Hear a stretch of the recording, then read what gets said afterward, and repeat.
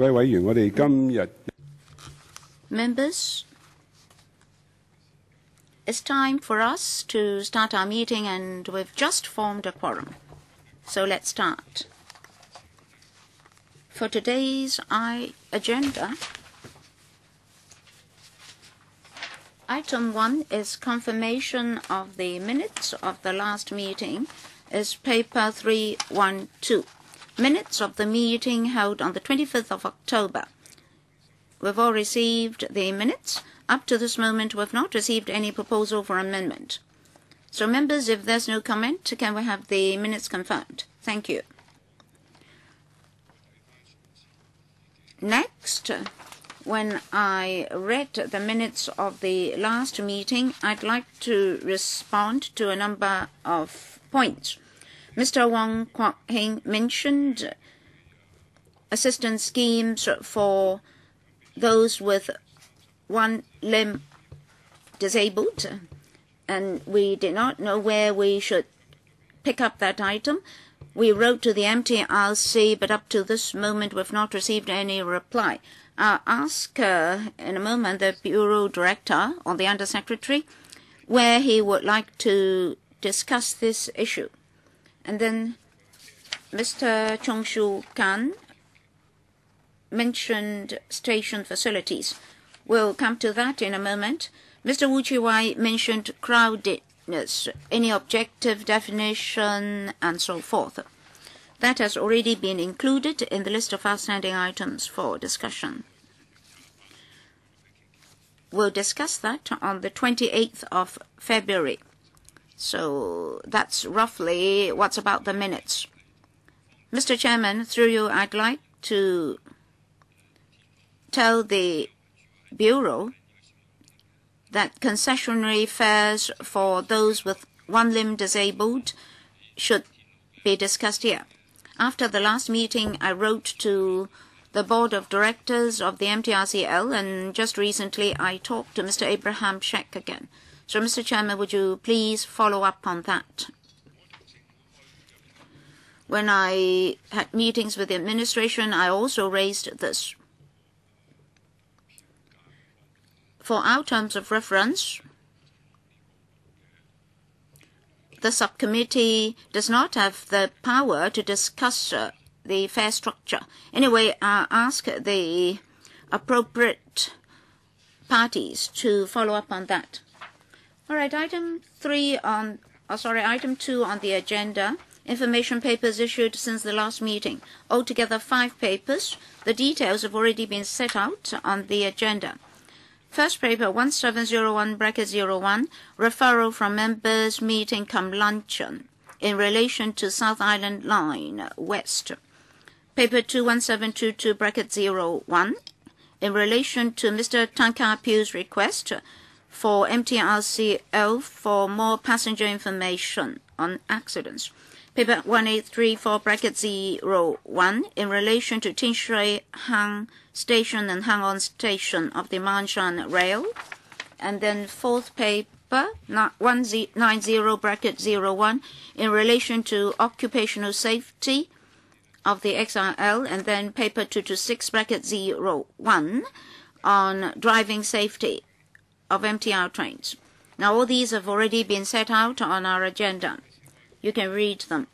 Next, our next meeting will be held on the 3rd of January 2014, and we're discussing the items for discussion at that meeting. We have a list of outstanding items for discussion, paper 308, and then we have the list of follow-up actions, also paper 308, and then paper 311, a letter from Mr. Christopher Chung after the last meeting to request to include 2 items for discussion at the future meeting.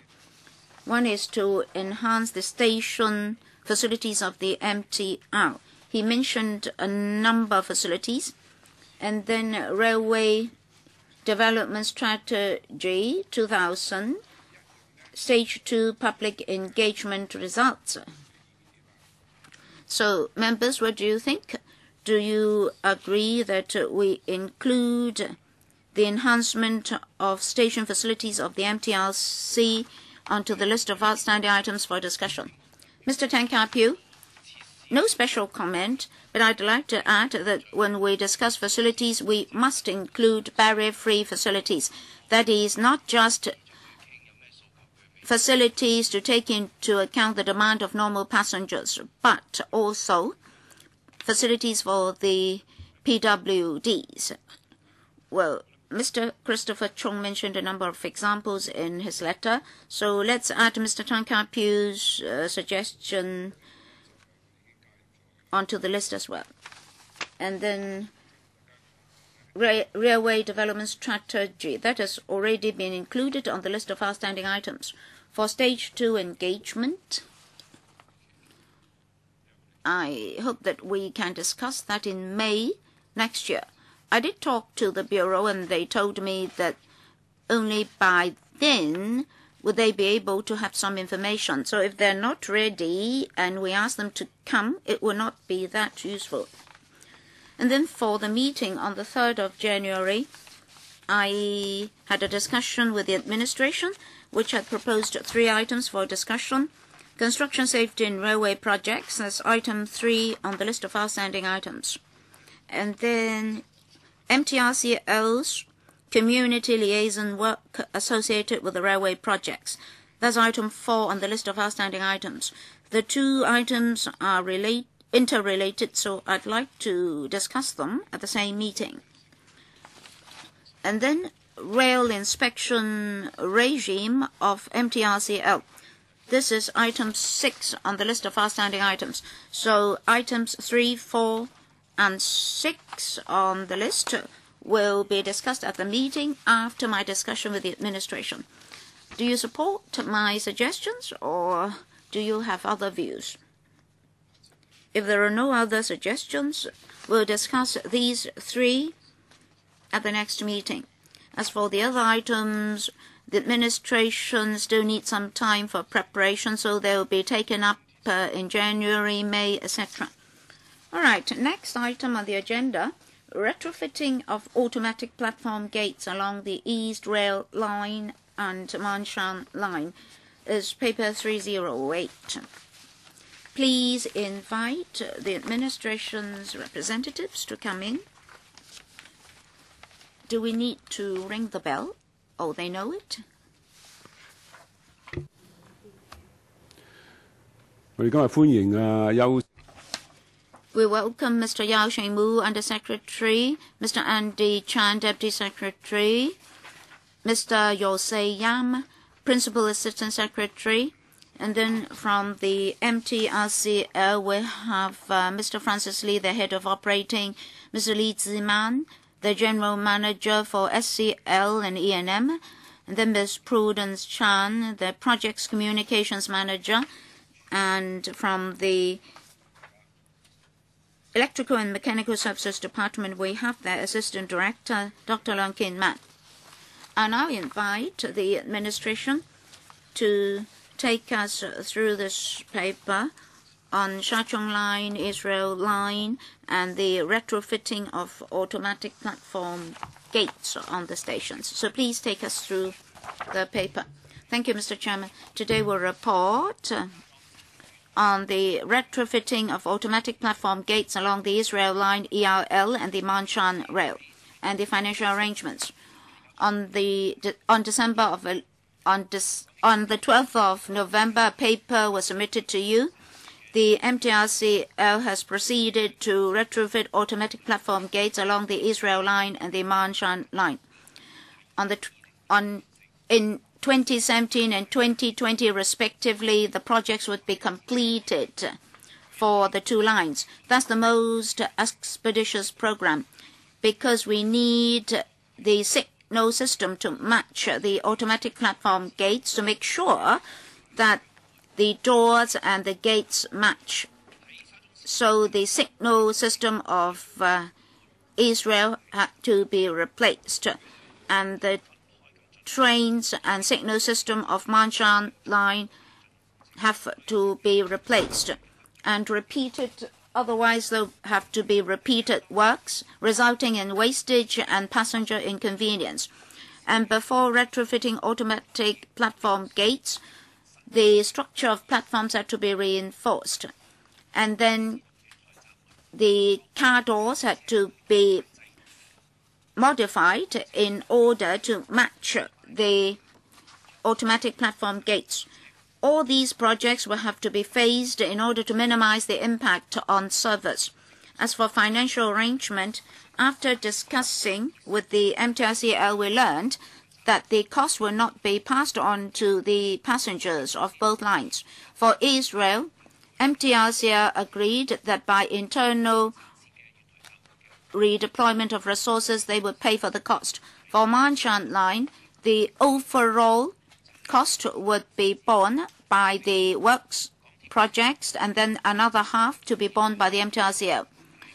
In response to the administration request and after listening to public views, starting from the 1st of December, passengers using Octopus taking the 6 lines would not be charged 10 cents for this particular project on retrofitting of automatic platform doors or gates. Perhaps I should defer to the MTRCL for a PowerPoint presentation on this retrofitting program. Good morning, Chairman, members.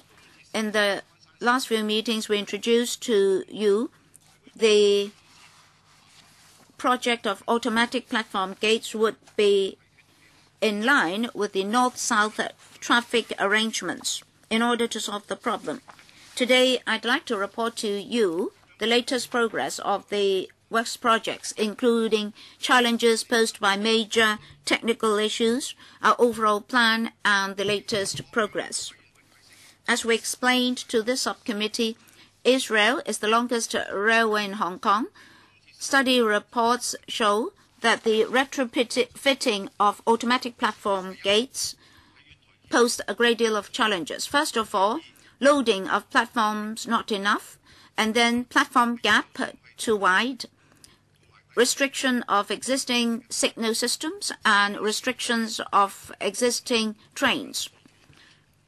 Manshan line has given us new opportunities. First of all, to narrow the gap, as our platforms and railways have to accommodate the Hong Kong-Guangzhou Railway, we must not allow automatic gates to block the sideline of passengers. In future, we have 9 cars per train for Manshan line to replace the 12-car trains of Israel. The train will stop at the straighter portion of platform, and new trains are wider. So in future, the platform gap can be narrowed to more or less the same standard in the urban areas. And then we have to replace the signal systems that have been used for many years. At present, the signal system cannot allow for 100% match between car door and platform gates. And the trains have to move forward and backward for adjustment. That will take a longer time. And also detection is a difficulty. So we have to have a new signal system to match with the automatic platform gates in order to have a high degree of security and quality service. Third, we have to change the rolling stocks. Now, we have 37 new rolling stock available, and they can fit in with the new gates as well as narrow the gap. And then regarding the platform structure of the SCL, some of them cannot carry the weight of the additional weight. You're talking about 500 kilograms. And if you have 45 of such, it's going to be more than 22 tons of weights. And because of the open nature of the platform, we have to consider the wind creating impact, and added on top of that, the weight of the passengers. So before we have the automatic gates, we have to strengthen the platform structure. Now, the consolidation would be to install steel supports as well as other support racks, but it will involve a lot of work and procedures. You have to remove the top layer of the platform, get rid of the concrete layer, cutting deep into the structure. Some of the stations have been in use for many years, and there are irregularities along the platform. They do not affect the day-to-day operation at the moment, but if you need the automatic gates, you have to smoothen them out. So all these changes are pretty substantial, and we would like to take this chance to repave the whole platform to give passengers a more comfortable environment. Now, all these works, when they are in progress, should not affect the timeliness of the frequency of the trains. So we will only carry out the work in the very early hours of the morning. We only have about 3 to 4 hours for work, and we have to save time to pave all the work ready to make sure that when the first train starts to operate, the platform is ready for use by the public. So time is very, very short. Now, for the SCL and the MOSL, because of the open nature of the platform, and some are very close to the population, we want to reduce the impact on the nearby public. So we have a movable noise barrier. So all the noisy works will be done within this soundproof system. And we will be using quieter machines and tools to do the work. And then I can tell you the latest information. We have already approved the new system. 37 sets of rolling stocks will be from Korea's Hyundai Rotem company. And at the end of 2012, they've already started the manufacturing. And we reckon that by 2015, the first set of rolling stock will arrive in Hong Kong. Now, for the signal system, it's the most complex system and affects train safety. We have a route of over 40 kilometers, and we have to handle a lot of signal data. So Siemens is now working on the system, and we reckon that by 2015 they can start trial and testing. Now, the installation procedure is very complex and has to be done in phases, and involves a lot of testing, merging with other systems, synchronization, and so on, as well as the transition from the old to the new system. Now, we want to expedite work. So while we are working on the rolling stock and the signal system, we will also work on the platforms. And we will make use of the recess for the horse racing seasons and work on the that particular station. And by November this year, in fact, we are working on Fanling, Shengshui, and Taipo. Now, if you look at the time frame, now strengthening of the platform, signal system, new rolling stocks, as well as the platform doors, all will be done together. It will take 6 years. And then we will start the testing, and then we will install the platform gates. And again, we only have 3 or 4 hours in the morning to do the work. So by 2019, we hope to be able to come into implementation, and then everything completed by 2020. Now, we've looked at overseas experience. Jubilee Line in London, just signaling the system, upgrading takes 8 years. And for Singapore, they use the 6 years just to upgrade the signaling system. Now, we have a very busy system here, and we're talking about 3 major overhaul, rolling stock, signaling change, adding of the doors, and so on. Very complex, and it's really the first time to be done in the world. Now, we are going to seek all sorts of ways to expedite the measures. Now, for the Ma On Shan line, now it has to tie in with the future Sha Tin Central line. They will now have 5 carriages instead of 4. So for the 9 stations, we're going to strengthen or to lengthen the platforms, to add in all the capital investment works, and also the gates. And we have in fact started work last year, and the work is making good progress. Now, the adding of the APG contract has already been given out middle of the year. And for the Disney line as well as the elevator stations, they have all started work. Now, in October, we have already got safety measure stocks sent to us. And by 2017, we'll be able to complete the work 1 year ahead of schedule. Now, the Monshan line, together with the SC line, will lengthen the platform by 100%. So instead of 4 carriages, we now have 8. Now, half of the fees would be given out by the MTRCL. Now, the lengthening of the platform will be done within the SC contract, and 200 million will be taken from that area. And other works will be contracted out very soon, and passengers will not be paying extra. The MOS line as well as the East Rail line, now the daytime operation will mean that we can only work for a few hours in the early hours of the morning, and we want to minimize the impact on the public. Particularly, we don't want to disturb the peace and quiet of the new territories. Now, we have a lot of alleviating measures with a soundproofing system and so on. And we will also communicate with the people nearby.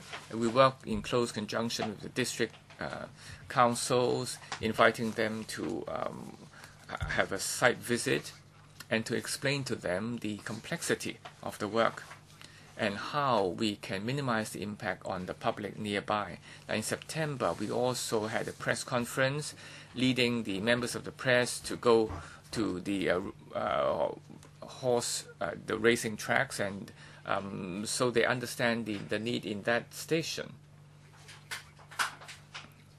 And we will also issue notices and informing the public what is to be done. Now, also for the East Rail line, we are going to increase more notices so that members of the public can understand the work better. That's all from me. Now we have about 30 minutes, and we can have Q&A, 5 minutes each. Please, Mr. Wong Kok Heng, Tang Ka-piu, and then Tang Kok Wai. So starting with you, Mr. Wong. Now on the East Rail line and the installation of the gates. So finally, we now have this paper in front of us. We've been discussing this for many, many years. We've been striving very hard to have this done. And of course, at that time, you were chairman of the MTRCL. But better late than never.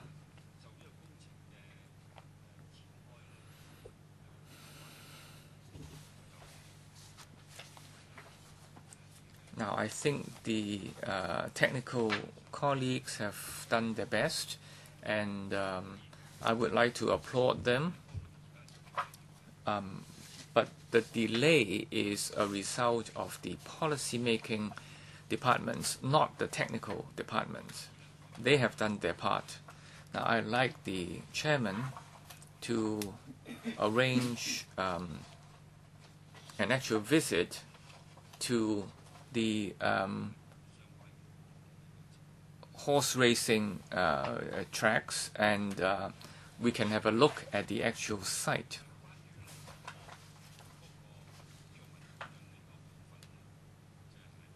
Now, the other part of the paper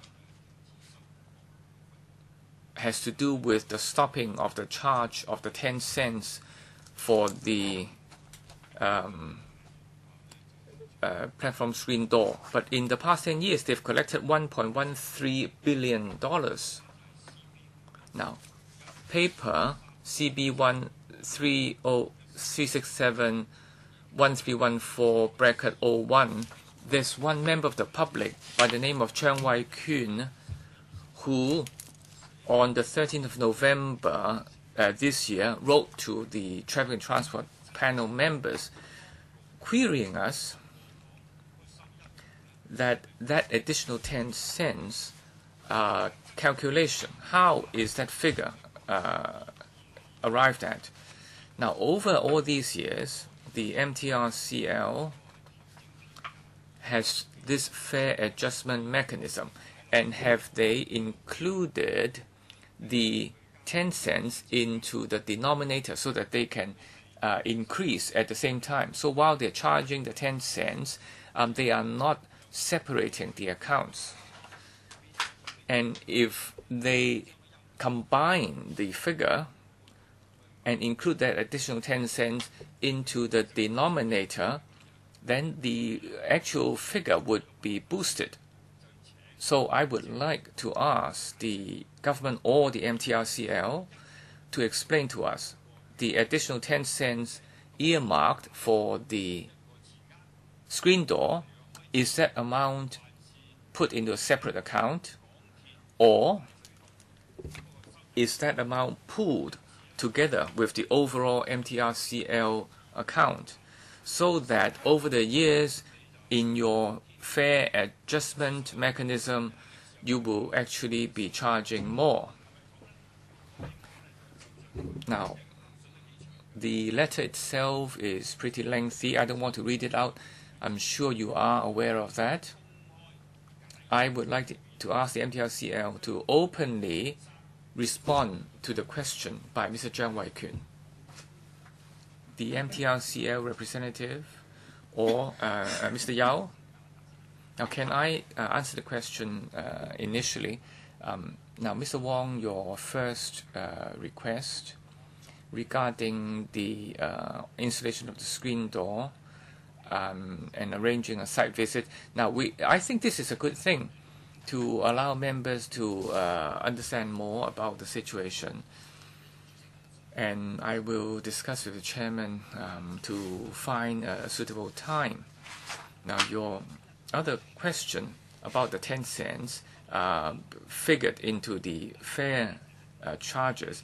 Now, for the fare adjustment mechanism, we use the actual fare as a basis for calculation. Now, can I ask the MTRCL to supplement? Mr. Wong. Now, in the year 2000, there were a lot of views and strong requests from the community to have screen doors installed. And we heard that, and we have done technical investigations and ascertained the feasibility, and we proceeded to the next step. And you will understand that for the train stations now in operation, the overall work is pretty complex. So the actual calculation was actually 2.3 billion at that time. And this amount was not reserved in our overall budget.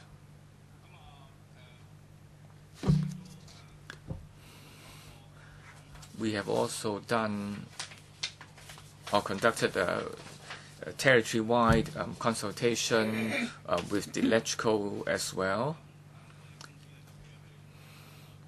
And we will be using our internal funds to shoulder half of the construction cost, and the other half will be collected via the additional 10 cents through Octopus. Today, as the end of November already, we have collected about $1.13 billion. In fact, we originally expect to collect $1.15 billion by February next year. Upon receiving comments and suggestions from the administration, we've already stopped collecting that 10 cents in November. Every year, our company has been bearing repair and maintenance costs. For PSD maintenance, we spent about $17 million last year. So that's the model of financial arrangement. I think Mr. Wong was asking about the so-called big and small reservoirs. That is, for so many years, have you included that 10 cents into your revenue?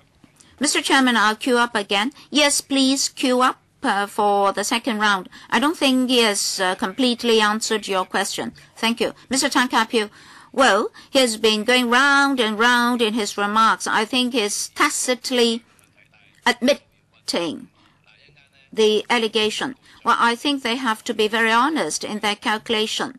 In a moment, I hope that the Undersecretary can tell us more about the method of calculation for the upward and downward adjustment mechanism. I think the MTRCL has to obtain consent from you, so you're the gatekeeper. So, is it a geometrical progression up to 15% for this 10 cents? So please tell us in a moment. As for the platform screen doors, the PSDs, Mr. Wong Kwok Heng said that they should be installed as soon as possible. It's better to have them installed sooner to avoid more accidents. From 2008, 16 lives have been lost on the railways. So, Undersecretary, under the new upward and downward adjustment mechanism, is there any punishment? Of course, nobody wants to have people fall onto the railways, but can we have a punishment? Well, up to the 30th of June, there were 3 fatal accidents. And of course, you announced the upward and downward adjustment mechanism only in May and June. Up to this moment, how many delay had been longer than 30 minutes as a result of these accidents of passengers falling onto the railways? Undersecretary, well, the 10 cents have already been included in the fare structure. As for fare adjustments, we do have a schedule, a fare schedule, a fare structure. So there can be both upward and downward adjustments. What does that mean? Well, after the 1st of December, the 10 cents will be deducted, so fares will be adjusted on a lower basis as a result. I think members want to know about fare increases, say 30%, 20% or 10% per annum. I think they would like to know whether the 10 cents had been included into the fare increases, or did you disregard that 10 cents without having regard to inflation? As I said, the 10 cents have already been included in the fares. So that's included. That means all the fares will be multiplied by, say, 1.5 or something like that. So after many years, 10 cents will no longer be just 10 cents. Mr. Chairman, they did consider that 10 cents. Now I'm the chairman. Members are asking questions. They'd like to have exact answers. All right, so members, the administration has given us the answer. It's a GP, geometric progression. My second question is about delay caused by accidents. Any punishment? Well, I was about to answer that question. For this so-called punishment regime, one factor is very important, is whether or not an accident is within the control of the MTRCL. I think we have to be fair to all parties concerned insofar as punishment is concerned. Of course, if an accident is related to the MTRCL, it should be held responsible. So for any accident, say fatal accident, would you have an independent report to analyze whether it is because of the passengers, overcrowdedness on platforms or whatnot? Do you have an independent report for each and every accident? Well, Mr. Chairman, passengers falling onto railways are serious accidents. We'll look into the causes of these accidents. After introducing a punishment system, we really need to analyze whether the behavior is related to the MTRCL. Well, so you have to analyze whether or not the accidents are related to the MTRCL, and you have this study regime. Yes. Mr. Chairman, one general query and a technical question. First of all, I welcome the MTRCL's decision to stop collecting that 10 cents from the 1st of December.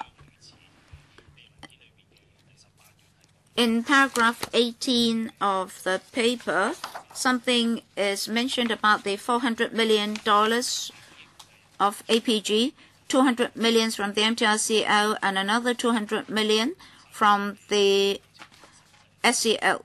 And of course, the SCL is paid by the general public, that is taxpayers, although passengers are not to be paying extra.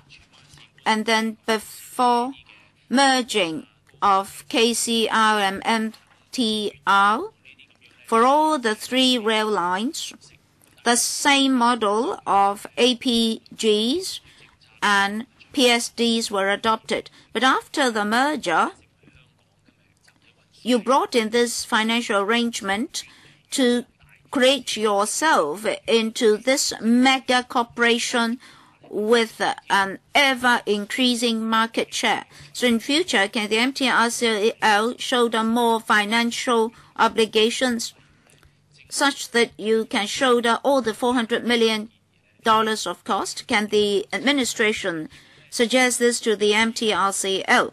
So this is the first question. Secondly, in the middle of this year, when answering my oral question, the administration told me that about $1.5 million of advertisement revenue were raised in 2012. So for the MTRCL, would you plow back these advertisement proceeds to passengers? Because every year you are making profits to the tune of tens of billions of dollars. So can you plow back the small amount to passengers? And what about this noise simulation rooms, mobile noise simulation rooms? Can we have more details? But of course, the more important questions are related to the financial arrangements. Well, let me answer Mr. Fan's questions in detail. In new railway projects, APGs will always be incorporated into the financial arrangements. So for SCL, costs and expenses have already been included. That's in line with our policy. As for the other aspects, I'll defer to my colleagues. Yes, $200 million for SCL plus another $200 million, making it $400 million. Who will answer? Mr. Fan was saying that SCL is $400 million, $200 million from SCL to be borne by the government, because it's the government leaving that to you, and then another $200 million borne by the MTRCL. Well, the 4-car train platform is part of SCL, so it's reasonable that that's covered under the budget for SCL. No, I asked about financial arrangements. After the merger, plus government policies, the whole railway system is ever expanding. Well, number one, you can provide services to Hong Kong passengers. Number two, your profits are ever rising year after year. In future, are your profits to rise continuously?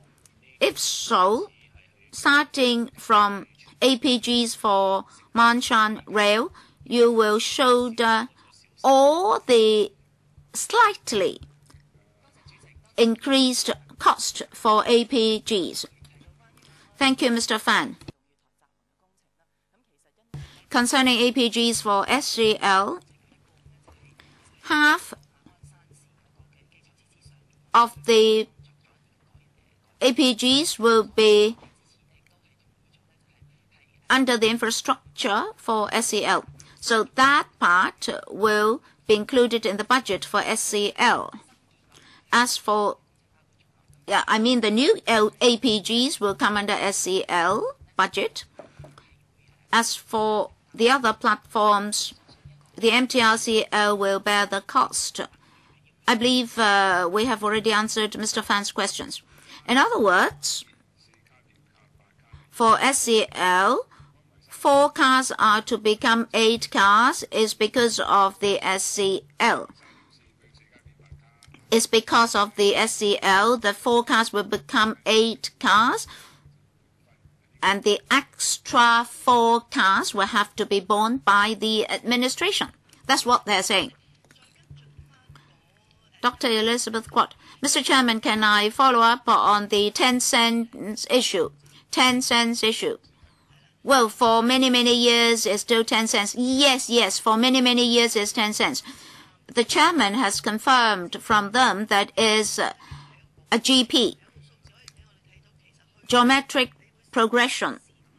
Is there any report on up to when they're collecting this 10 cents? Because we want to analyze whether they have over-collected the surcharge. If so, for how many years?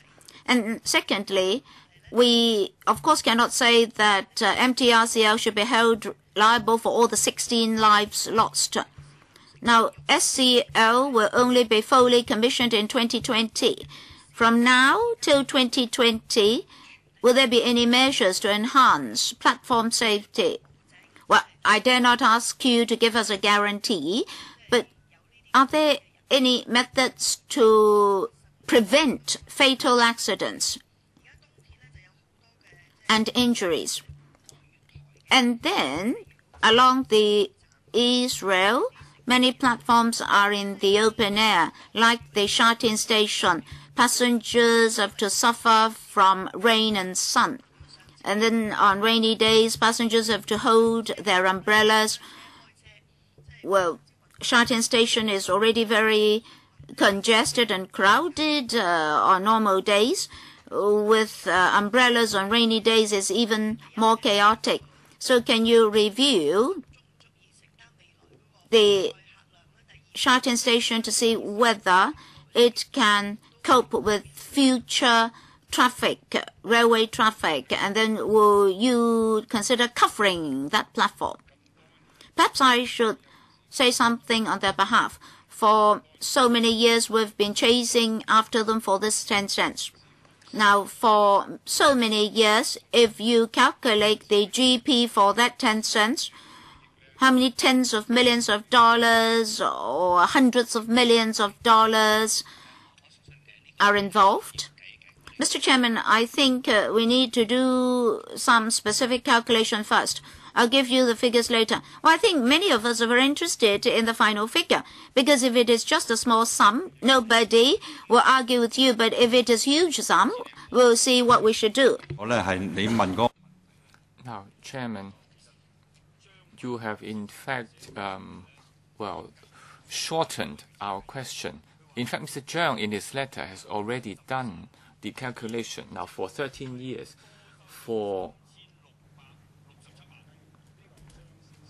compound interest, there is an overcharge of $36.6 million. Okay, so that's Mr. Chang's calculation. But then we will have to have other comparisons. Now, what about safety by 2020? Now, let's come back to this. Now, on the order and safety of the platform, please. Now, I think members are aware the MTRCL puts a lot of emphasis on passenger safety. Now, when we are installing the APG, we also work very hard to expedite the issue. As of today, we have implemented a lot of measures including platforms with a wide gap. We will install fillers to narrow the gap, as well as to paint a yellow line to warn passengers. And if you take the East Rail frequently, we constantly make announcements to remind passengers. And during peak hours or even during non-peak hours, we have stationed platform attendants to help passengers board and leave the train. And of course, on top of that, we have promotion exercises warning passengers to be very careful. So I hope members are of the view that we place passenger safety at a very high priority. Now, on the overhead shelter or cover, now I think as Mr. Lee said, the platform structure needs to be strengthened for the screen doors, and we have technical challenges to overcome. And in our plan, we do not have anything prepared for an overhead shelter. Okay, maybe your second round question then. Mr. Leung Kwok Hong. Number one, I don't have any special requests. Mr. Kwok said he wanted something to be done by 2020. Now for TVB, they have additional donation given for every increased point for viewer usage.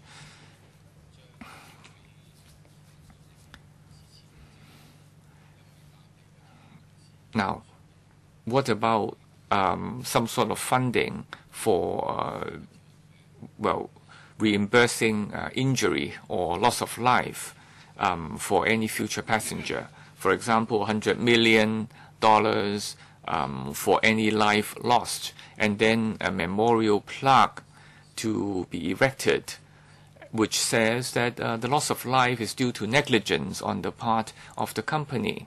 Now, can you do that? Now, if you have these penalties in place, I'm sure you will do it even overnight. Now, for the Taipei Express line, they have a very large scale. They're also in the wilderness. Now, of course, to be fair, European train stations do not have screen doors because they are not very crowded. But in our case, the stations are very crowded, and yet we don't have screen doors. Now, in the past, you did not erect screen doors. That was your mistake. Now, of course, in Europe, many people drive and they don't take the trains. I could actually lie down and sleep on the platform. There's lots of room. But now you are saying pushing it back to 2020. We already have direct election by then. If the Chinese government really sticks to its words. If you ask Mr. Michael Tien, if the market wants something, it can be done. If you want to forward things to the USA before Christmas, and then if a certain ship or freight cannot make it, you will go to another one. Obviously, things can be done. This is already an enterprise we are talking about, and the fair adjustment will be done based on the fact that you are a private enterprise. But in doing your work, you are behaving like a public body. Now, tell us why the Taipei Express train can be expedited so quickly and you cannot. How come the Taipei government can do the work and you cannot? Is it because they are richer? The simple reason is they have to do it, otherwise they're in trouble. So my question is, 2020, who decided on this deadline, and how do you arrive at this deadline? How come the works cannot be done concurrently? Well, are you just postponing or just procrastinating? People's lives are at stake. And you also say that you have platform attendants. But what if the platform attendants fall into the gap? They are human beings too. Or are you going to install robots to control the crowd traffic? I'm just asking the simple question. Every time a life is lost, you will donate $100 million as some sort of a fund, and then you erect a memorial plaque which says that this is the fault of the company as well as the government. Now, who would like to answer this question? Mr. Chairman, maybe I'll take up the question. Now, Chairman, you know the railway very well, and you know that screen doors or gates are not compulsory throughout the world. But are you talking about equally crowded questions? You ask the Chairman. I think Mr. Yao is speaking, so let him finish. And even in Japan, in other major metropolitan cities like London, the screen doors are not compulsory. But in the past, we have heard members' requests as well as requests from the community, and we tried our best to respond to such requests. Now, in the past, when we have older lines being renovated, now they are already very heavy kinds of work. Now, for the new lines, when we have newly planned lines, it will be easier to do screen doors. So all new lines and platforms will have the screen doors. So we are now talking about existing stations with these additional installations. And this is a technical challenge. And we have listed the timetable, the time frame very carefully, why it has to be done together with the new rolling stock and the signal station. Maybe we'll show the PowerPoint later to Mr. Leung Kok Hong. Now, we have heard this explanation many times, Mr. Leung Kok Hong. Now, Chairman, you are an entrepreneur. Technical problem is a matter of money.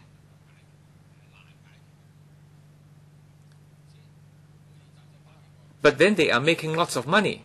So they should be able to solve the problem.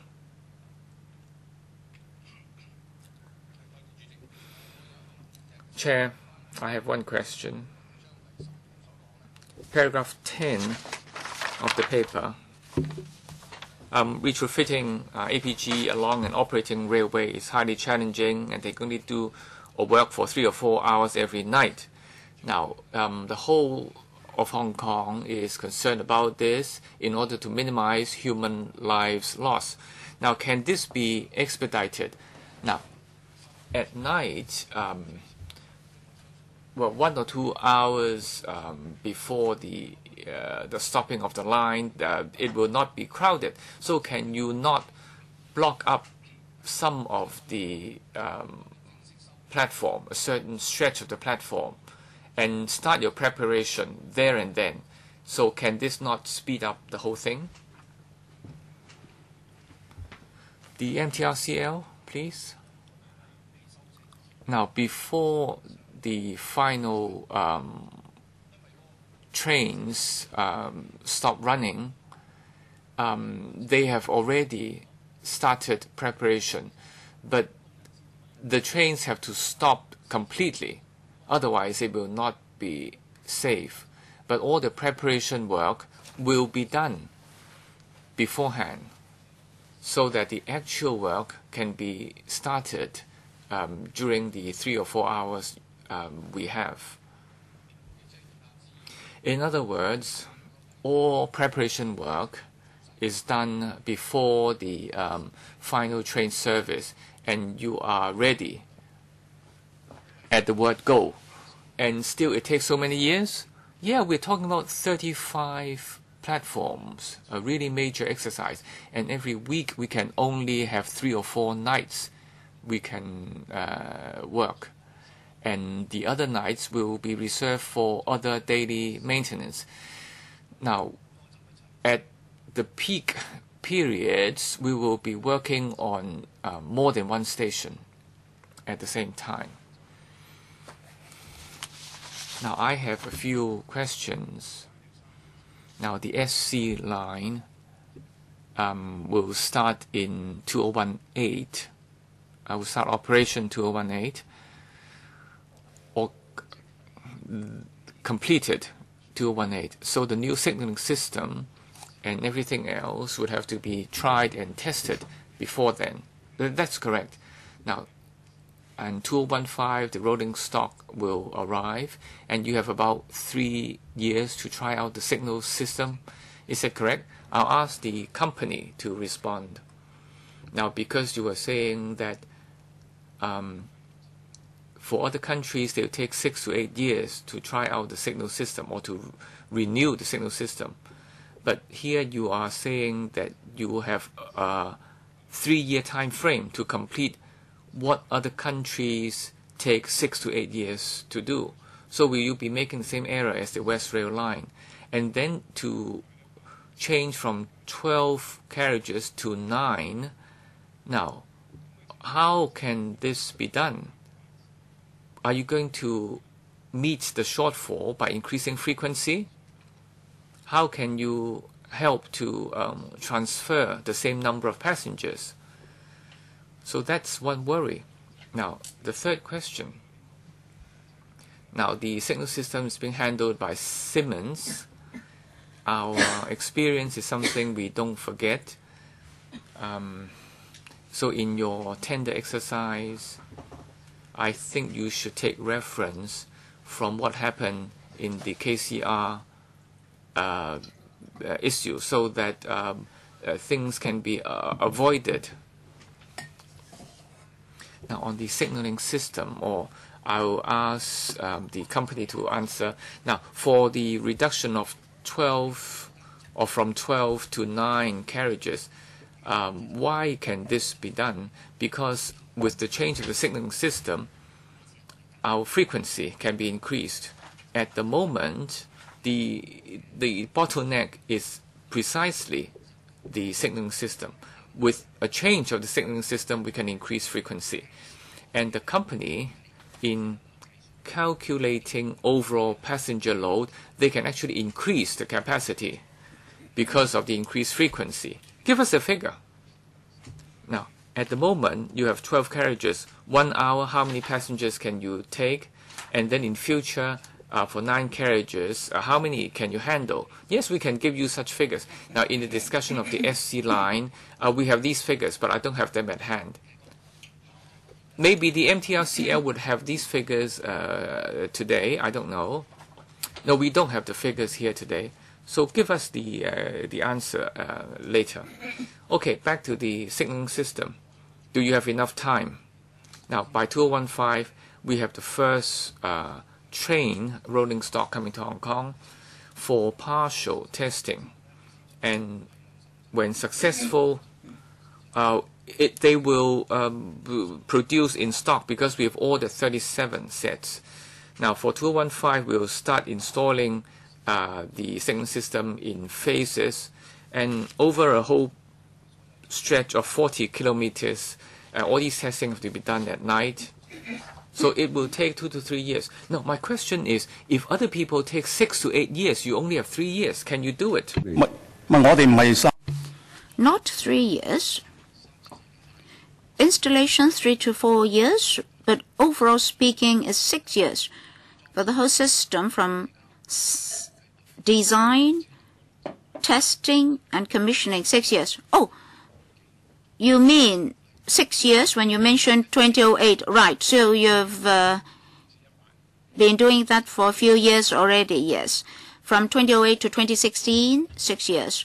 3 years spent on design and another 3 years on testing and commissioning. Yes, we are confident in this schedule of work.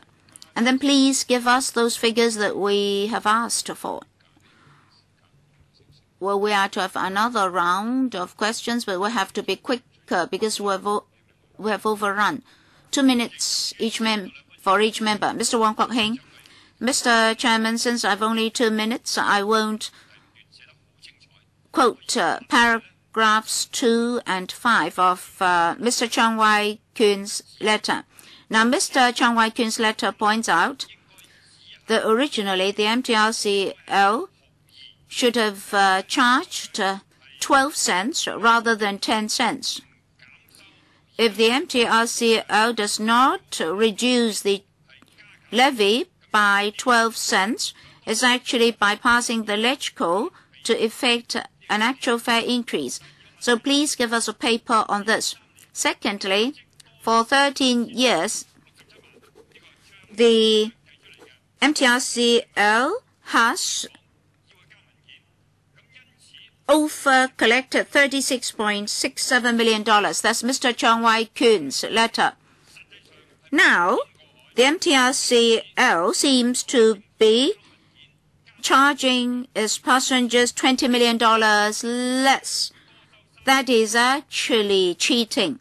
So I'd like to have some confirmation as to whether or not $36.67 million have been over-collected or overly collected.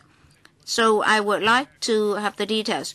So, Mr. Jones, if Mr. Jones' calculation is correct, there will be a discrepancy of over $10 million. Well, Mr. Chairman will ask the MTRCL to give us a paper to explain the details. Many people are interested to know whether the MTRCL is now being generous or not. Apart from the overcharging, since they're only proposing a reduction or an abolition of 10 cents instead of 12 cents, they're in effect increasing the fares. Well, let them answer in writing. Mr. Chairman, let me say something about fare increases. I think we have to be clear about the fare adjustment mechanism. Earlier this year, we announced the fare review mechanism. So the second question is whether or not they should abolish a levy of 10 cents or 12 cents. Mr. Chairman, their answer is not clear enough. Next time, they should submit a paper to tell us the detailed and accurate calculation. Not just we want to know the information. The general public also wants to know. Mr. Tang Ka-piu, the MTRCL has been making such opportunities to collect more fares. So if the MTRCL is cheating us for this 0.02 cents, we should be careful about that. Now, for the 16 lost lives, we should talk about prevention as well as cure. So, if you can introduce preventive measures, you perform even better.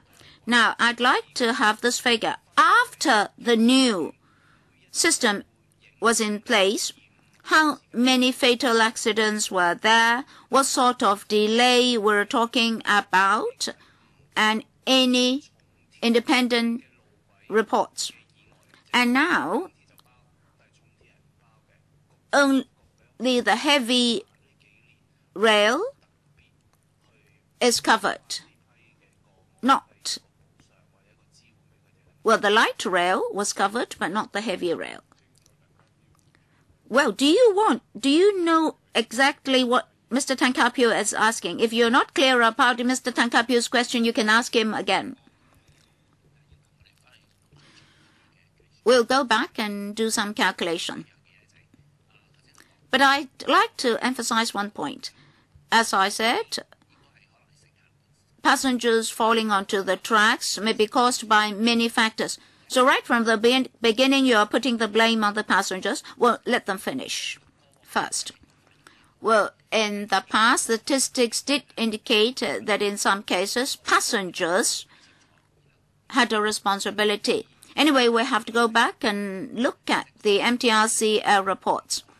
Well, if the MTR caused those accidents, there are two scenarios. First, we have to handle those cases, and secondly, to a certain extent, the MTRCL had to bear civil liability. So it's not true that they're not held liable. Road safety and road environment are very different from railway safety and railway environment. So our normal systems normally only apply to road systems. There are a lot of motorists on the roads. But then for the railway systems, it's very clear who's controlling the tracks and what's within the station area. Dr. Elizabeth Kwok, I asked 3 questions. The first one is about the 10 cents. Thank you for your supplement. Secondly, I asked about preventive measures. Thirdly, I asked about outdoor platforms and related measures. Our population is growing, so did they include population growth when they designed their platforms? Because some platforms are now very crowded. Well, basically, the MTR was not giving me answers. I'm disappointed. As for calculation, I'll wait for the next meeting. They mention yellow lines, platform assistance, assisting, etc., etc. I think members of the public won't be satisfied with such answers, because if these measures are effective, we would not have lost 16 lives. So any other preventive measures to prevent people falling onto the tracks? Or are you just resorting to expeditious solutions by, say, providing platform assistance? From now on till 2020, did your consultant work out how to minimize fatalities and injuries? If you've not done that, I'll be very disappointed. And then I mentioned the outdoor platforms. It is not reasonable for you not to shelter passengers from rain and sun. Upcoming, you have so many platforms, new platforms and old platforms.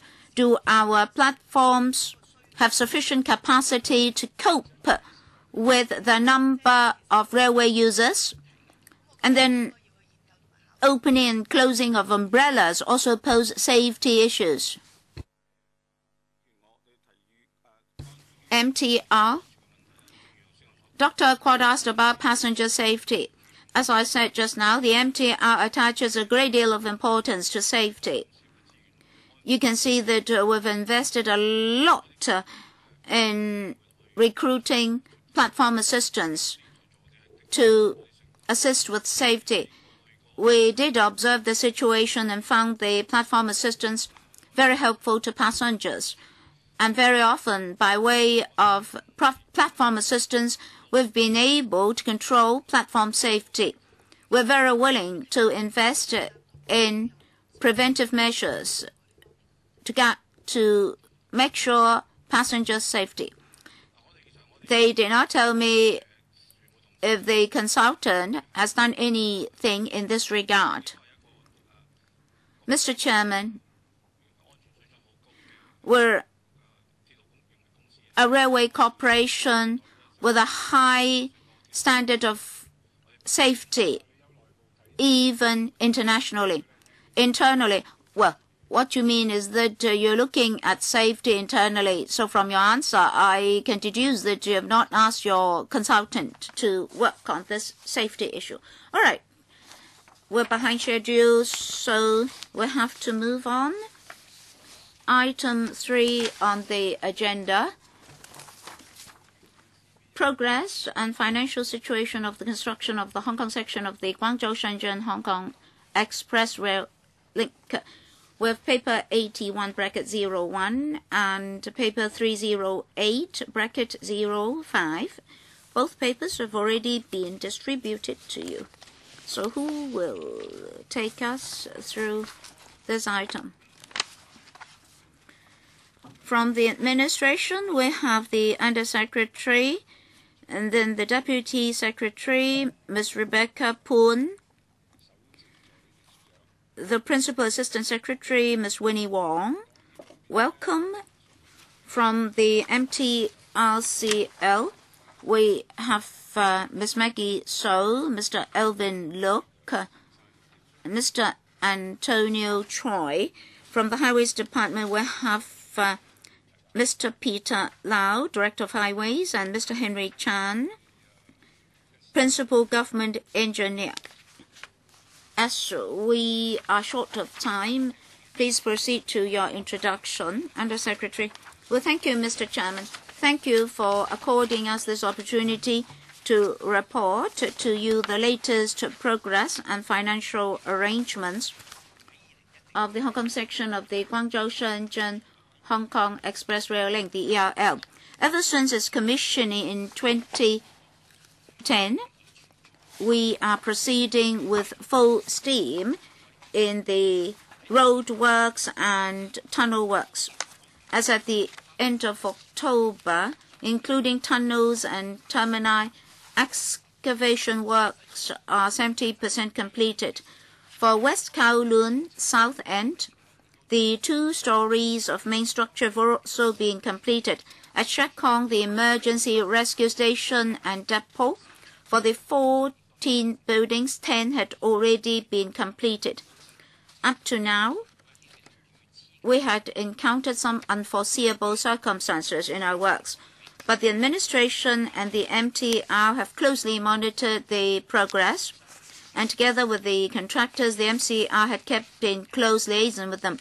Without affecting safety, all practicable and feasible measures have been adopted to attain our targets. The spending of the Hong Kong section is in line with our budget.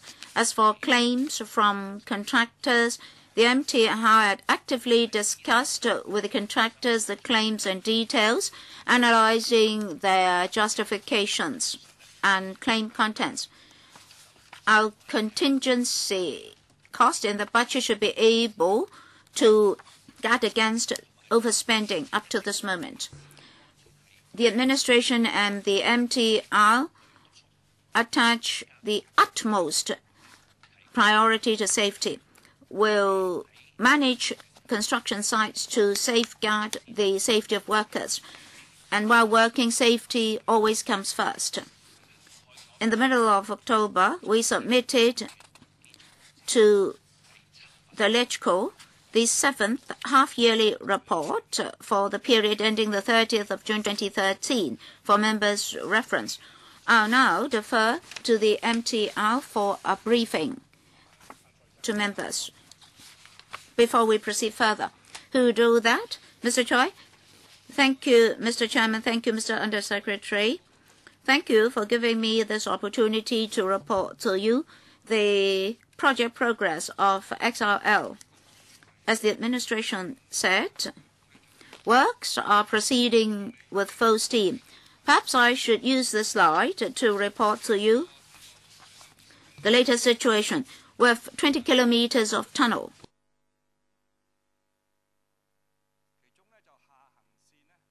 For the southbound track on the right, 80% of the tunnels had been linked up. For northbound, 60% done. So totally 70% of tunnel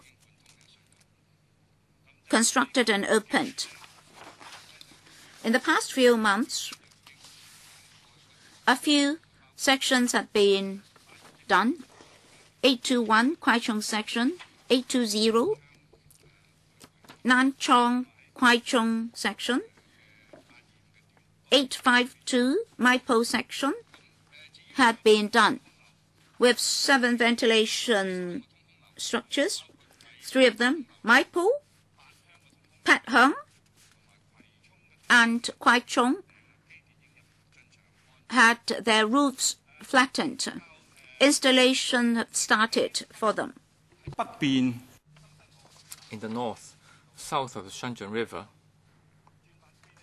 we have drills moving southward from Shenzhen, and the first drilling machine will reach the Shenzhen River. So let me show you another slide. Now for the cross-boundary tunnel section, we're going to work on the Futian South Shaft, as well as Hong Kong Park Shaft. So it's going to be from Guang moving south, and then north of the Shenzhen River would be the responsibility of the Shenzhen contractor, and moving south, the Hong Kong side will be responsible. Now, the first tunnel will actually reach Shenzhen River very, very soon, and by next February, the second section will be completed, and this is a delay of a few months, and we are assessing the impact on the overall project. Now, let me work on the sections one by one. First of all, Mai Po to Ngau Tam Mei.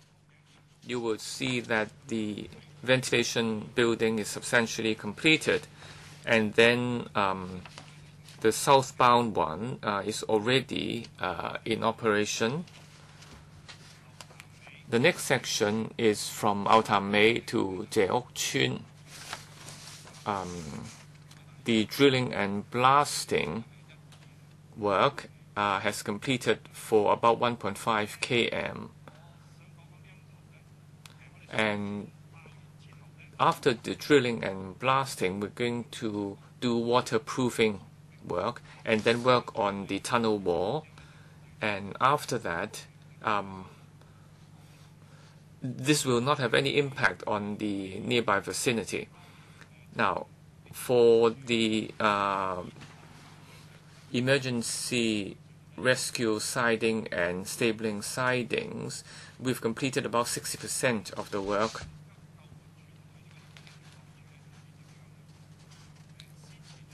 The progress has been good. Previously, the wetland has affected our work, but as of today, the progress is satisfactory. You will see that the internal, the running maintenance shed is progressing very well, and by March or April next year, when the first train comes to Hong Kong, they'll be able to stop their train there for testing and trials. Now, we have also started the laying of the tracks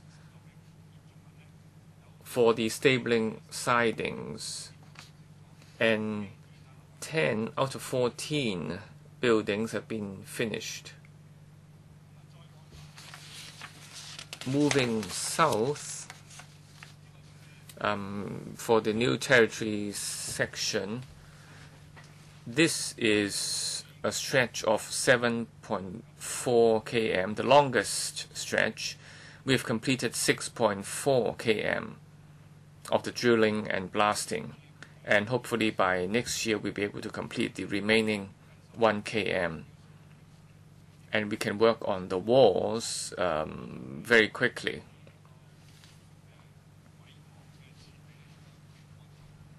And the other accessory works will be done as soon as possible. Again, moving south from Shek Yam to Mei Lai Road. Now, drilling and blasting has been completed, and the track laying has started. The OHL cantilever work is also being done. So E&M work is also started. Now, moving now to the urban section from Lai Chi Kok to Nam Cheong. So both directions, the tunnels have been carved. The breakthrough has been done, and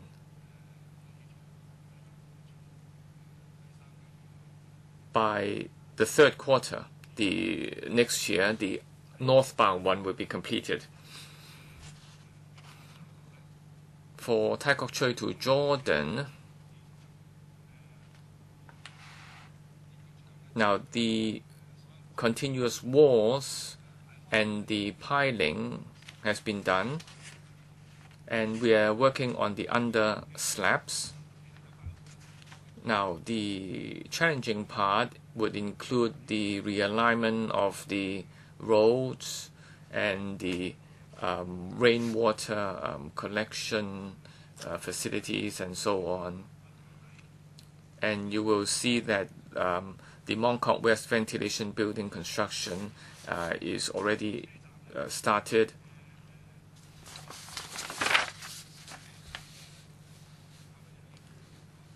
We have also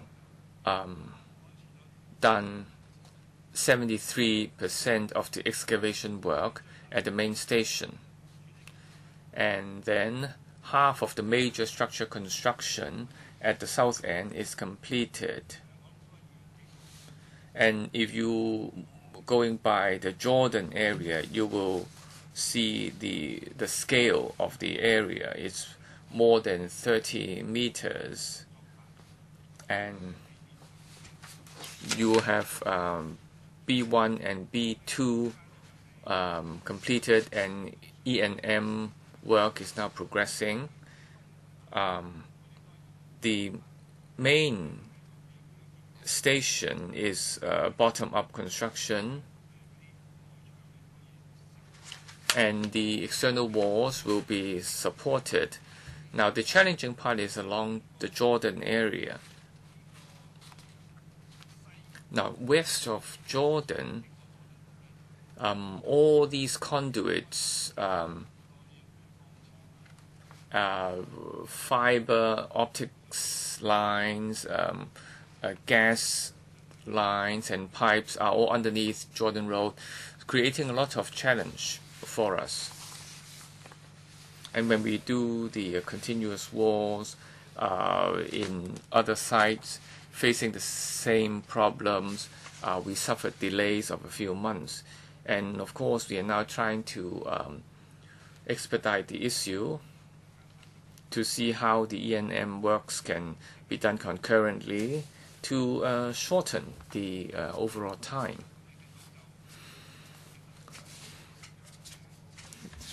You can see that the south terminus is making good progress. And, well, in fact, about 50% of all the E&M work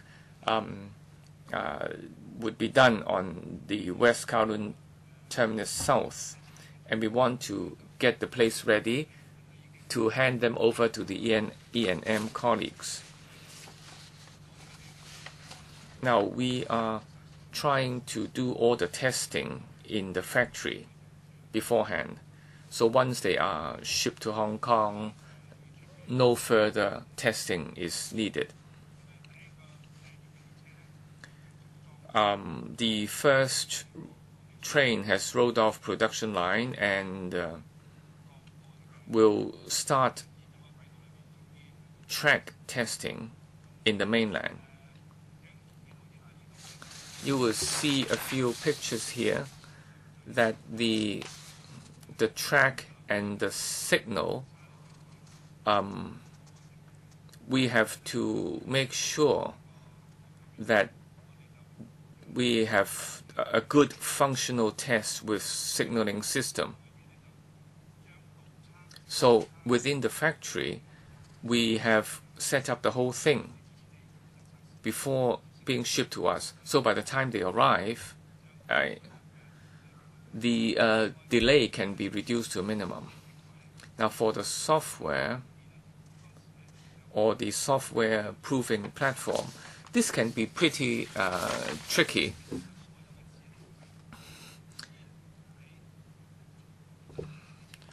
Again, all the subsystems will be tested, and we have to make sure that the software is okay. And if any problems should arise, they will just be installation problems. And again, all the subcomponents will be tested before being sent to Hong Kong. Now, for the tunnel ventilation fan, again, they will be tested before being sent to Hong Kong. Now we have started work on the site insulation, the ventilation buildings also started work. Now the first train is already completed and will be tried out together with the signaling system on the mainland. And delivery is expected to be completed by April 2014. Mr. Yao,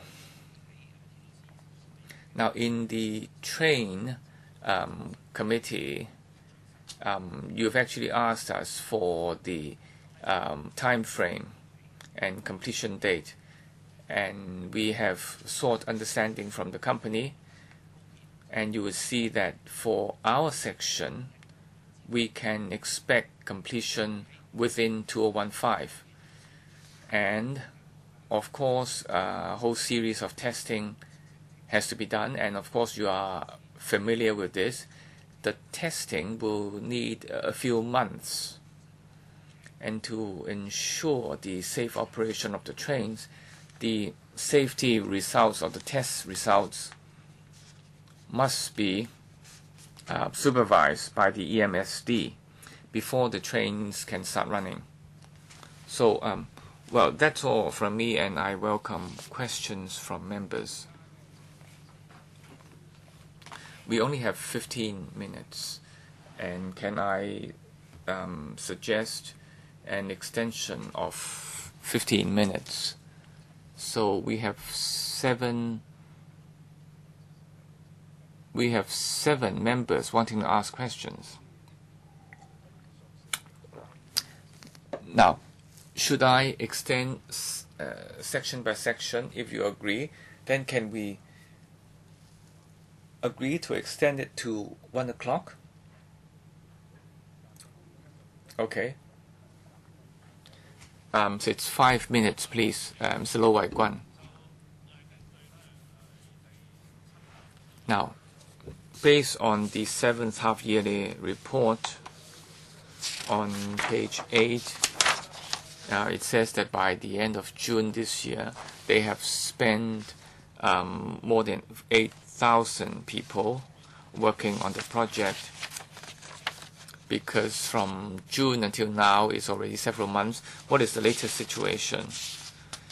And the peak time is from now until 2014. So exactly what kind of time are we talking about?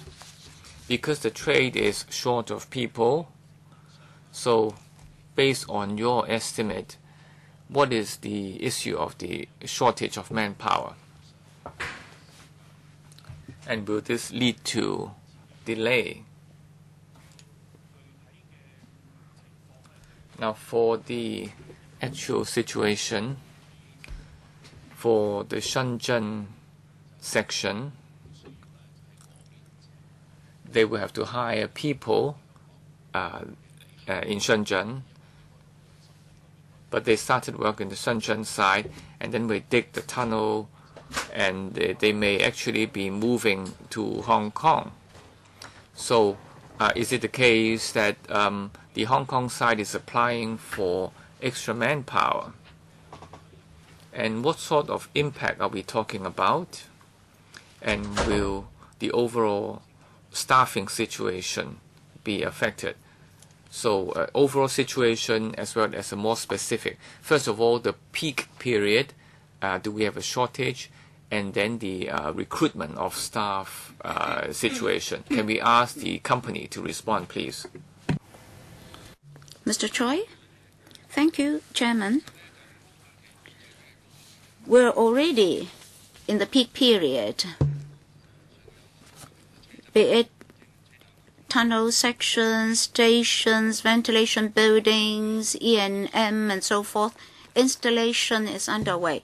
We need around 10,000, and now we only get 8,000 people, so a shortage of 1,000 to 2,000. The MTR has been actively liaising closely with the industry and the administration. We'd like to enhance training, absorb more young people, locally or local workers, to join or rejoin the industry. What we did was we tried to improve the working conditions of our work sites as far as possible. Many parents don't want their children to work on construction sites, and then we'd like to enhance the image of our construction workers in order to attract more people. We also conducted a number of recruitment sessions. And then we also support the government's plan to allow people to join first before providing training. That is, recruit first, training next. There are certain job types that cannot attract people even with a high salary. For example, jobs in tunnels. So we had no alternative but to resort to the supplementary labor scheme.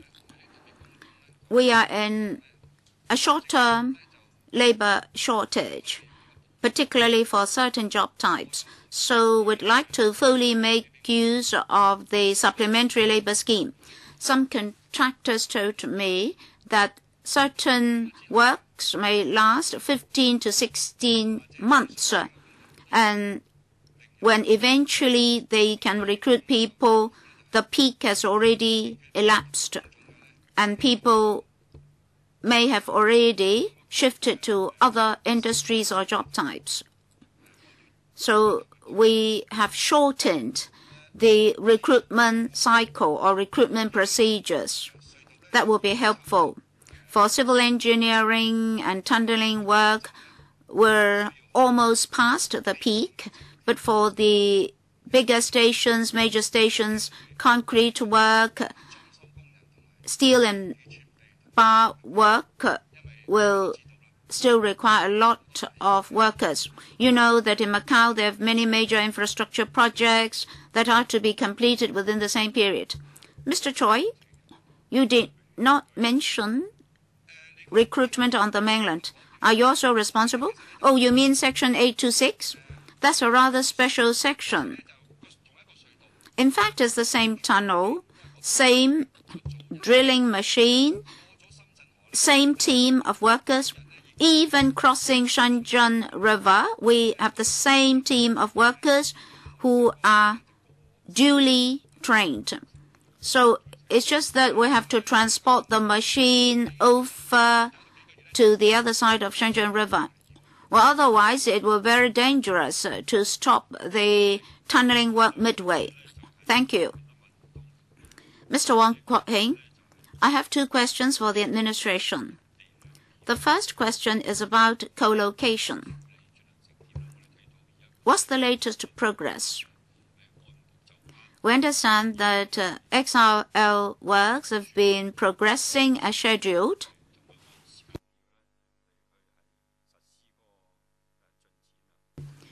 And according to the original sequence.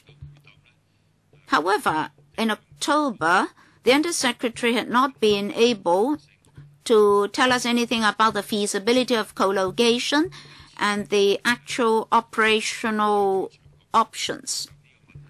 Can the Undersecretary make use of this occasion to tell us what difficulties they have encountered, how will those be handled and solved? Otherwise, even if we see the two portals of the tunnel, we won't be able to resolve the co-location issue. And just now, Dr. Lo Wai Kwok asked whether or not for this particular project we need to import a great deal of foreign labor. From the reply of the MTR, we can see that works had commenced. Different job types had their respective peaks. But they've all been very dedicated and committed by making use of the supplementary labor scheme and by doing training well and by adopting the recruit first, training next approach to solve their problems. I think the XRL works can set a model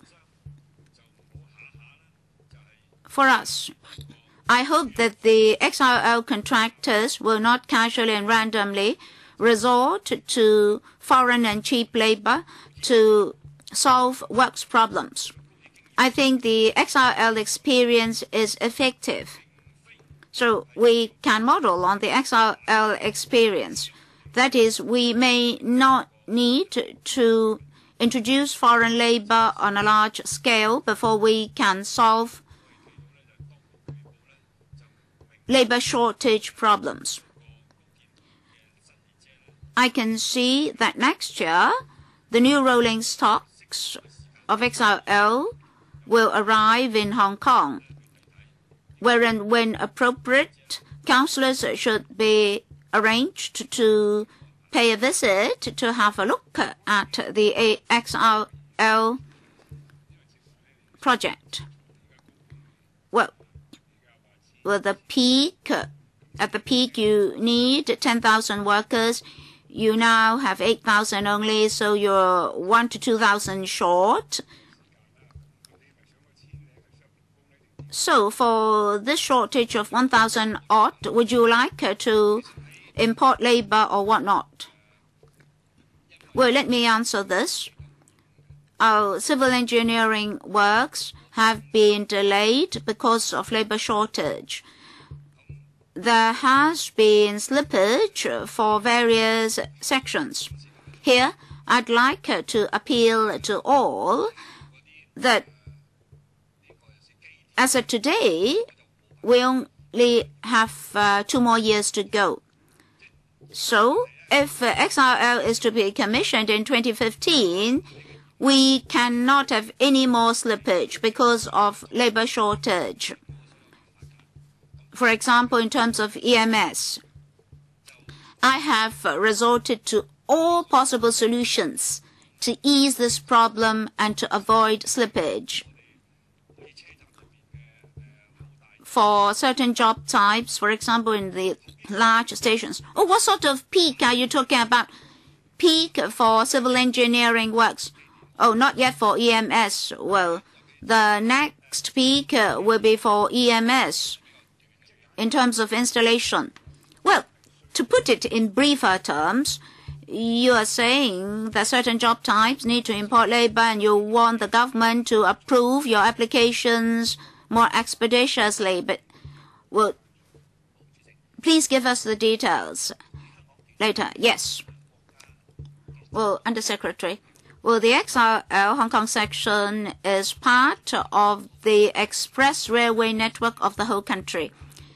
Upon the commissioning of the XRL Hong Kong section, railway traffic and journeys between Hong Kong and southern China will become much quicker. So it's very important for us to be on schedule with our works if we are to attain those objectives. As we told LegCo members in the past, indeed, there would be difficulties in attaining those goals. There are legal difficulties and constitutional arrangements. In those regards, we need to have detailed discussion with the mainland side to see what sort of solutions would be better. We would like to minimize the adverse impact on the whole situation. Now we're communicating with the immigration and customs and excise counterparts on the mainland, wherein when appropriate we'll report back to LegCo. Do you have a time frame at the moment? When will you complete your discussions? 2014? Before 2015? Well, Mr. Chairman, there's still some time before commissioning. We understand that we have a tight schedule. But we have to have detailed and sound discussions with the mainland side. So for the time being, you don't have any time frame. Mr. Chairman, can we put on record that at an appropriate time, you discuss with the authority this issue? Well, we'll take another look at the issue in June, perhaps. Well, Mr. Chairman, I'll try to find an appropriate time for members to pay a visit to the project. Mr. Chairman, some villagers had their water supply cut, etc., etc. There are a spate of incidents. Of course, our major concern is the fatal industrial accidents. How many did we have? And how many local workers and foreign workers, imported workers, were involved respectively? And what about industrial injuries? I can see that in a particular case, the contractor suddenly changed the working hours and rest hours, and immediately, as a result, there was an industrial action. So how many such industrial actions did we have? Work safety is of major concern to the MTR and the administration. We're saddened by those incidents. But if we look at the accident rate of XRL, is lower than other works projects. I'll defer to the MTR. Mr. Choi, let me say something about, his question was very specific. He asked about fatal accidents. Well, I'll answer those questions about accidents, and then Ms. So will talk about water. MTR attaches a great deal of importance to safety. Safety is our first and foremost concern, and we always try to do our best. We never compromise on safety. We have safety systems. When we select our customers, we attach a great deal of importance to their track records. But after all, this is a very big project with several thousand workers working every day. There were 246 accidents in total. Most were minor accidents. Per 1,000 people,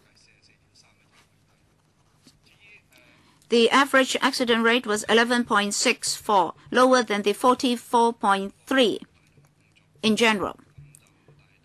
Unfortunately, even though we worked so hard, we had 3 fatal accidents.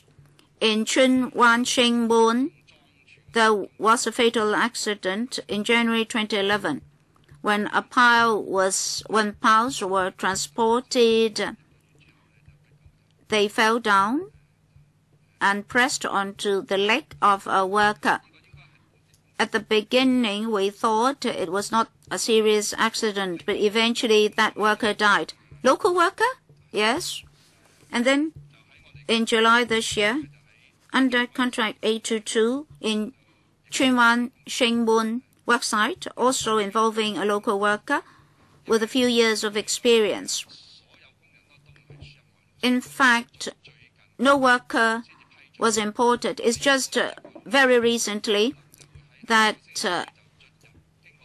an application was approved for importing labor, and that foreign worker is still to arrive in Hong Kong. So the victim was working on the platform about 2 meters high with all the safety equipment attached, and also a safety net.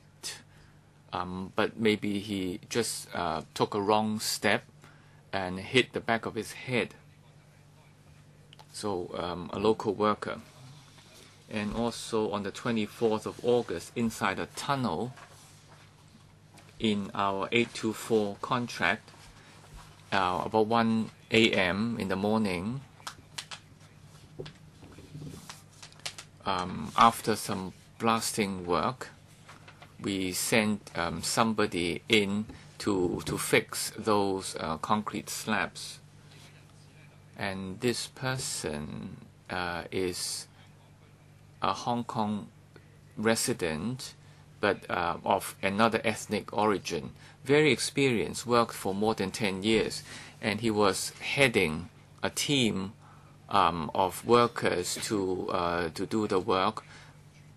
But he somehow walked to the end of the machine and was hit by the machine. And we did a lot of investigation to see how things can be improved, especially after this latest incident, because the heavy machinery hit the person. Our request was that within the machinery area is totally out of bounds, is completely sealed off, and we did not understand why the staff entered that area. Now we will step up our work even more to make sure that the risky areas are sealed off with reflective mirrors, and also soft objects serving as warning. Now, the three workers, are they of Chinese origin or not? Two, in January 2011 and July 2013, it's also of Chinese origin. But the August incident, the person was not of Chinese origin. Now, you mentioned about the Shenzhen River section with a delay of several months. But you see that the whole project will be completed by 2015. Now, how do you make up for the shortened time frame? How can you make up for the delay? Now, you're still saying that completion date can remain unchanged, but for the SC line, you have completed certain work for the testing to be done after the rolling stock arrived. But the express train is going to be more complex. Now, if by 2015 you've completed the work, but you cannot start testing. So by 2016, and if it's going to take you 3 years, then you will get to 2019. So can I ask you about the time frame, the timetable, please? And many of us are not very clear about how two systems monitoring the same railway line, and at which point will the other set of signal take over, and how do you work on the interface, and when do they do their testing work? Can you tell us more? I'll try to answer the question and defer to my colleagues. Now, for the SC line and its testing, the two systems are very different, because that is an operating system, and the signaling will be tested during operation. But for the express line, it is not operating at the moment. It's a completely new line. And you have heard the company giving us the description and how all the testing has been done at the factory. So the 3-year comparison does not really apply. Now, but Chair, you are familiar with railway works. Now, usually testing would take up to 6 months. Yes, for the West Rail, it was 6 months. So that's your experience. Yes, it was 6 months then. But in our case, because the express line is a fast train project, we want to make sure that safety is achieved. We must be very confident before we allow the train to operate. And as I was saying, for the structure work, the civil engineering work, we can do our part by 2015. And of course, we ask them to speed up their work to allow testing to be done. But in fact, some of the testing has been done beforehand or will be done beforehand. But even after this work, further testing will be needed before we can have actual operation. Does it mean that if all these building construction can be completed by 2015, then you are confident that by June 2016 everything can be completed? Now this is a very compressed time frame, and we expect challenges along the way.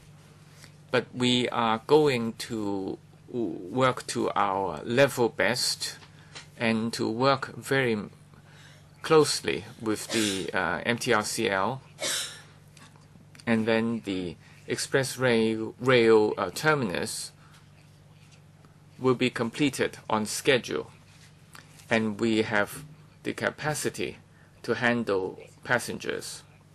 Now the actual operation of the train, well, will depend. We just like to know if you completed everything by 2015, and then will the testing and signaling be done at what time? Can you give us a question? Now we reckon that for the trial or the trial running, what we call the trial running, is about 6 months or maybe 9 months. But I have to emphasize that safety comes first. Now, I'll defer to my colleague regarding the interface with our mainland counterparts. Now, for signaling, I would ask the MTRCL to answer the question.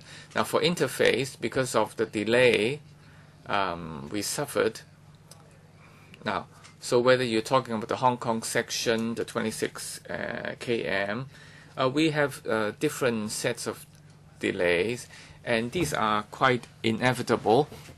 And as Mr. Choi was saying, the civil engineering work suffered some delay, but then we try to make up for that by our E&M work to start work on different spots at the same time, so that we can make good the shortfall. So I'll ask the company to tell us more about the interface of the signaling system. Thank you, Chair, for your question. Now I will be brief regarding the question you asked. Now, we want to have a seamless transition and to have safe running of the train. So in purchasing the signaling system, it must fulfill the requirements in the mainland. They call it the CTCS, so a Chinese train control system. This is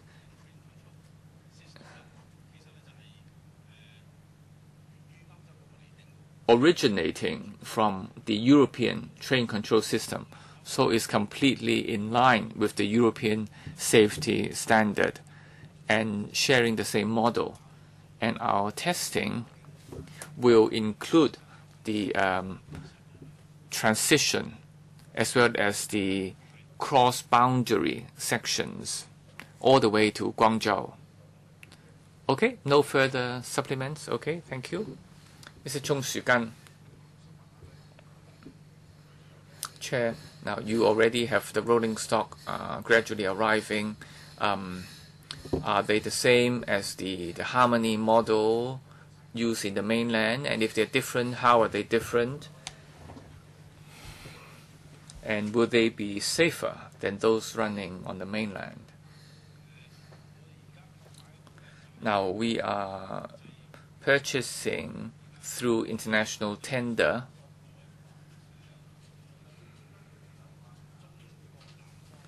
And we're going to be using a company, CRH380A, from China. Now, we follow the safety standard of Europe, UYC, the railway track standard as used in Europe. So is it better? And is it compatible? Because they're running on the same tracks. Well, whether for testing and production we'll be following the European standard. Okay, I heard that. But you are using other people's system, whether you're talking the tracks or the signal. So are they compatible?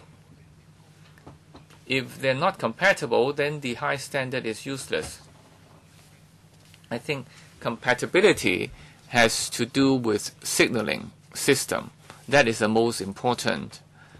The rolling stock follows the carriages, or follows the European standard.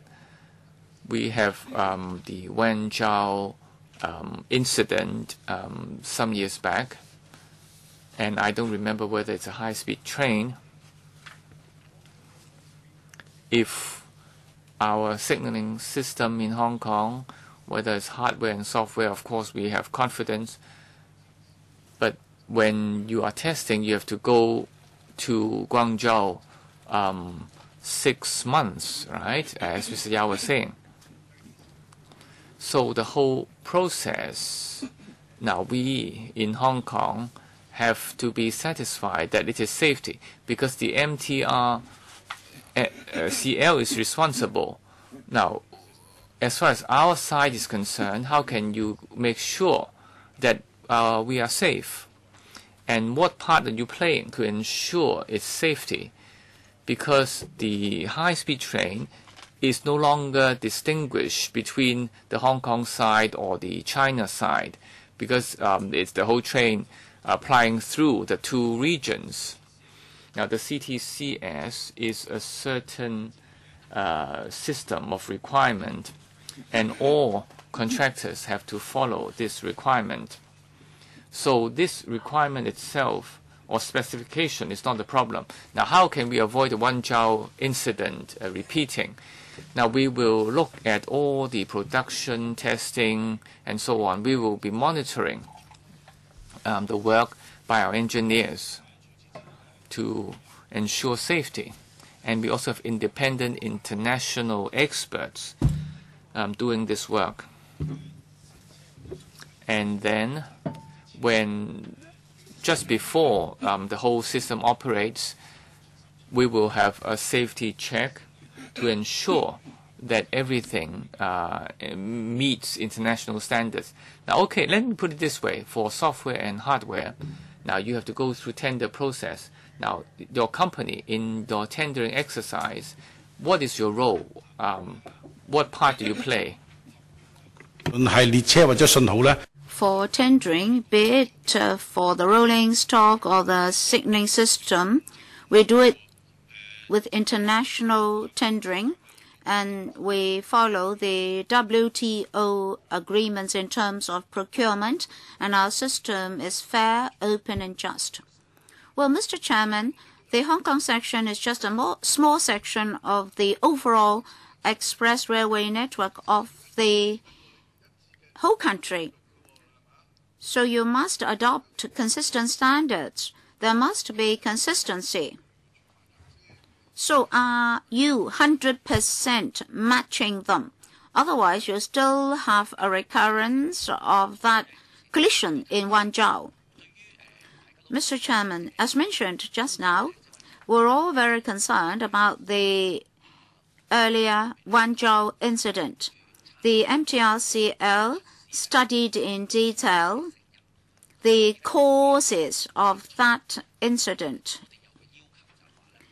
Our requirements are very clear. In future, upon commissioning, there must be operational safety, be it for signaling, design of rolling stock, or the tracks. So the MTR standard is very high. So for the signaling system, for the design of the rolling stock, etc., etc., there's a high degree of supervision and participation on our part. As the MTR has explained, there's interface between Hong Kong and the mainland. Well, after satisfying this interface requirement, individual manufacturers will do their respective jobs. What about the tendering documents? Is there a high degree of participation on the part of the MTRCL? Yes. Mr. Christopher Chung was asking, this track is not dedicated to XRL. Is a dedicated track for the Hong Kong section of the XRL? Oh, yes. Only the Hong Kong section. But the other sections will come under the overall network of the whole country. The network can only be used by express trains or high-speed trains. Other trains cannot use the network. Mr. Chung, is your question answered? Any supplement? The captains on both sides, I mean of the rolling stock on both sides, have to be vetted, trained, and tested. There's no question of any captain driving into Hong Kong. Now, when you extended your business to the overseas market, Leighton Corporation, Gammon, had won the north portion of the West Kowloon Station. Eventually, there was a slippage of a year or so, and eventually they're submitting claims to the MTRCL. All right, there are your contractors as well as your business partner overseas. We're worried about possible conflict of interest and benefit transfer or interest transfer. Can we have the details of the claims? And what about the amount of compensation they're asking for? Can you explain the details to us? Who will answer this? MTR, as our colleague said, in terms of procurement, we have vetting procedures to follow to pick the bidder. And then when we select our overseas collaboration partners, we make sure that they comply with our technical requirements, and we also look at their track record in overseas infrastructure projects. As for Hong Kong's contracts, how do we go about vetting? Internally, we have different forms of vetting. At the moment, we have a claim, and we do have very detailed internal vetting procedures, which are not just adopted by the MTRCL.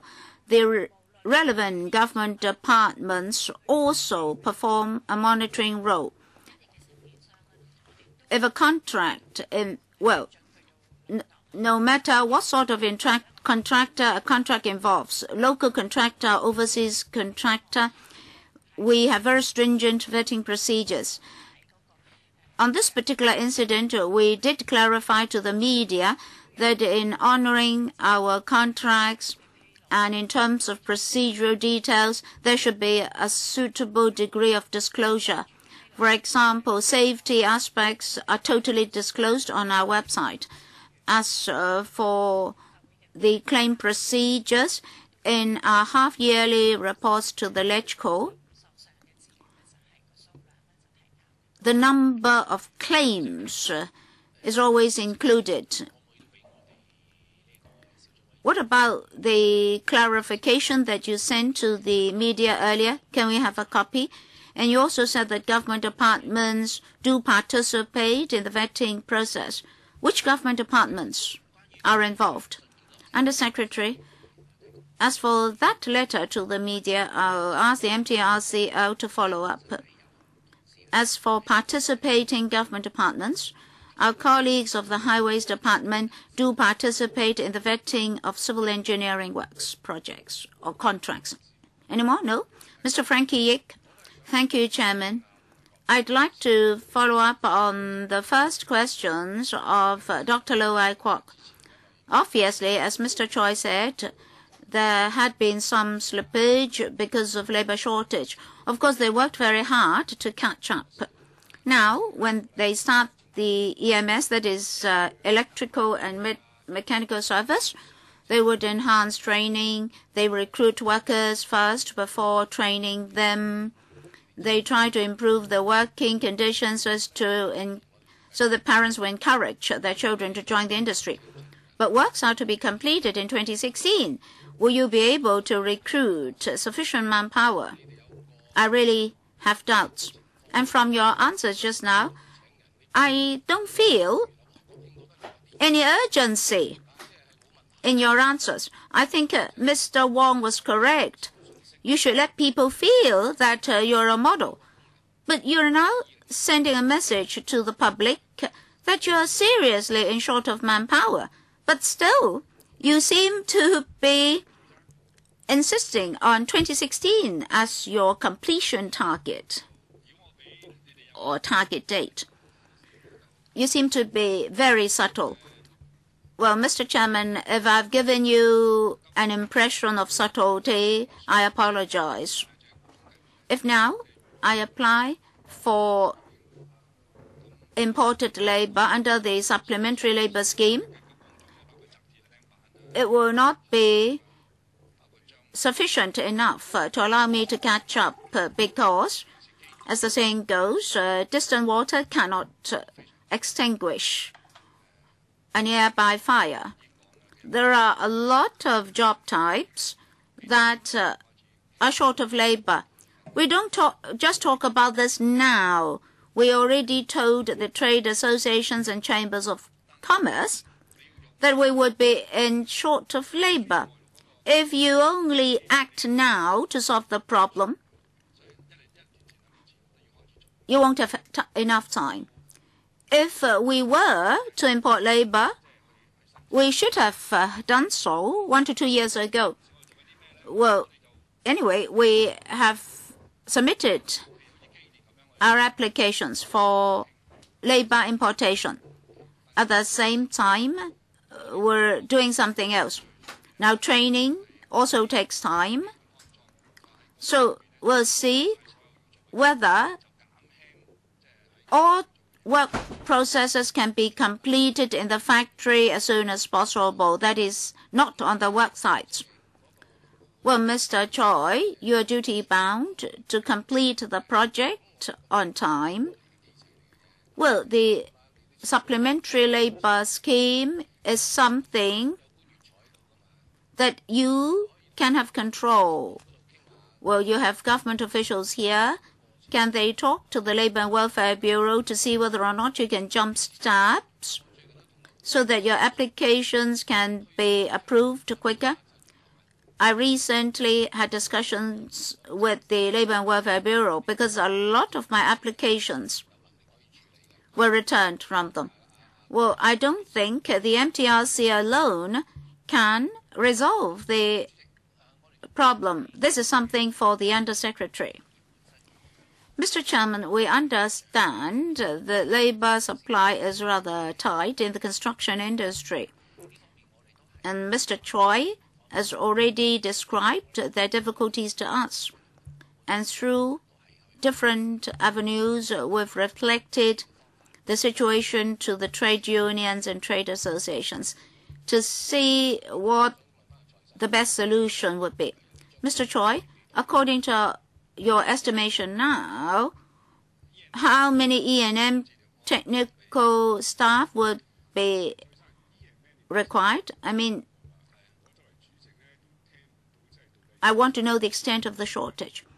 Mr. Choi, I still don't understand the actual situation. For civil engineering, you need 10,000 workers. You only have 8,000 at the moment, so you are more than 1,000 short. If you cannot recruit this 1,000 workers, will you be in slippage, or is it that you have applied for labor importation but has not been approved yet, so just now you urge the government to expedite the process, or that you have not sent in any application? And how are you going to address the shortage of 1,000 short workers? From your remarks, I don't have the feeling that you can complete work in 2015. Well, the contractors are to submit applications for labor importation. We can only support them. Of course, contractors have their own concerns. They have to recruit subcontractors. The information we have in hand were provided by the contractors and subcontractors. Any contractor or subcontractor applying for labor importation and has not been approved? What about the 300 odd for MIPO? Well, recruited already. And tunneling work. Tunnel sections. Well, you mentioned that you're 1,000 odd short. So what about that shortage? We don't have the figures here. But for vacancies, apart from the factors I mentioned, we also launched exhibitions and recruitment exercises. We are to import labor. Well, that means you haven't applied for labor importation yet, but you are to complete work in 2015. Well, I think he has already told us the conclusion. He said that distant water won't be able to extinguish a nearby fire.